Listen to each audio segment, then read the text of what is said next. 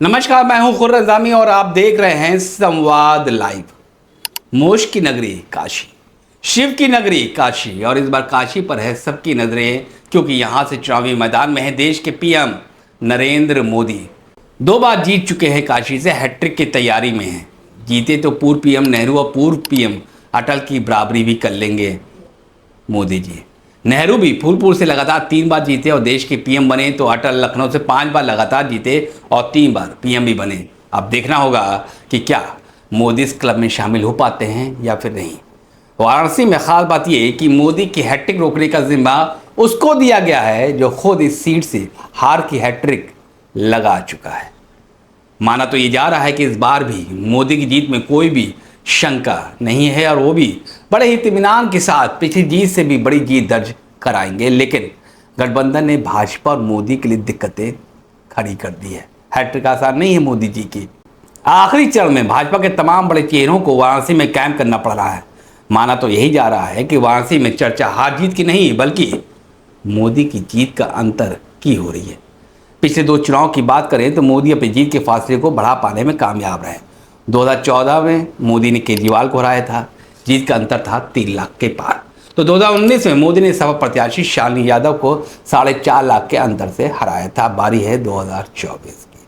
भाजपा उम्मीद कर रही है कि इस बार जीत का अंतर 5 लाख के पार तो होना ही चाहिए, लेकिन हार की हैट्रिक लगा चुके गठबंधन प्रत्याशी अजय राय एक बार फिर मोदी को चुनौती दे रहे हैं। वो 2 बार हार चुके हैं मोदी से।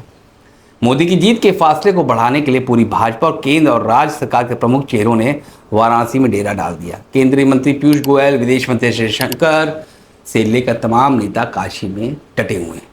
पीएम के चुनाव संयोजक सुरेंद्र नारायण ने पूरी ताकत लगा दी है। तो रामायण सीरियल के राम और मेरठ से भाजपा प्रत्याशी अरुण गोविल भी प्रचार के लिए बनारस में ही है। तो यूपी भाजपा के पूर्व संगठन मंत्री सुनील बंसल भी मोदी के लिए वाराणसी में ही है। भाजपा अध्यक्ष JP Nadda, MP CM Mohan Yadav, UP के उप मुख्यमंत्री ब्रजेश पाठक, भाजपा सांसद मनोज तिवारी समेत तमाम नेता प्रचार में लगे हैं। उत्तराखंड के धामी भी जो मुख्यमंत्री हैं वो यहाँ मौजूद हैं। तो जाहिर है मोदी की बड़ी जीत को सुनिश्चित कराने के लिए भाजपा कोई भी कसर छोड़ना नहीं चाहती। तो वहीं गठबंधन का भी दावा है कि इस बार उनका प्रत्याशी जीतेगा, यानी कि मोदी हारेंगे। वाराणसी के घाटों पर आपको ये दावा हवा हवाई लग सकता है, लेकिन जातीय समीकरण को जो साध लेगा वही जीत के करीब पहुंचेगा। वैसे तो भाजपा मोदी की जीत को लेकर बेहद कन्फ्यूज है, लेकिन वो ये भी जानती है कि इस बार बनारस का जातिगत समीकरण जो इक्वेशंस है, कास्ट इक्वेशंस, थोड़ा पेचीदा हो चुका है।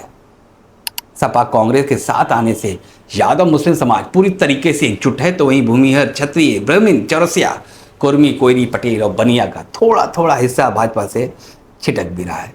उसके अलग अलग वजह है। तो वहीं विपक्ष के प्रत्याशी अजय राय सियासत के पुराने खिलाड़ी भी हैं, 3 बार विधायक रह चुके हैं। राजनीतिक पृष्ठभूमि भी एबीवीपी और भाजपा से शुरू हुई, लेकिन बाद में सपा और फिर कांग्रेस में आ गए। बनारस की सीट पर हार का हैट्रिक लगा चुके हैं। 2009 से लगातार वो 30वें नंबर पर रह रहे हैं।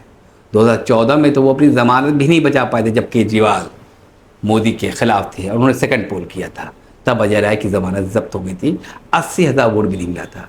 तो अजय राय के समर्थन में कांग्रेस महासचिव प्रियंका गांधी और सपा सांसद डिम्पल यादव के रोड शो के बाद सपा के राष्ट्रीय अध्यक्ष अखिलेश यादव, कांग्रेस सांसद राहुल गांधी ने 28 मई को संयुक्त जनसभा को संबोधित किया।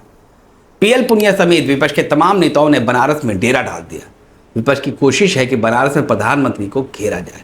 जो विपक्षी दल है उनका यही मानना है, गठबंधन खासतौर से, कि उनको हरा भी ना पाए तो जीत का अंतर बहुत कम जरूर कर दिया जाए, जिससे कि कहा जा सके कि काशी में मोदी का अब वो जलवा नहीं है। यानी कि अगर जीत का अंतर कम भी हो जाता है, लाख के आसपास आ जाता है, यूँ कहिए कि 2 लाख के आसपास आ जाता है, तो ये डंक की चोट पे कह सकेगा गठबंधन कि काशी में मोदी का जलवा नहीं है और काशी में जो वोट मिलता था इस बार उनको कम मिला है। यानी कि एंटी इनकम्बेंसी थी खुद पीएम के खिलाफ उनकी ही कॉन्स्टिट्यूंसी में।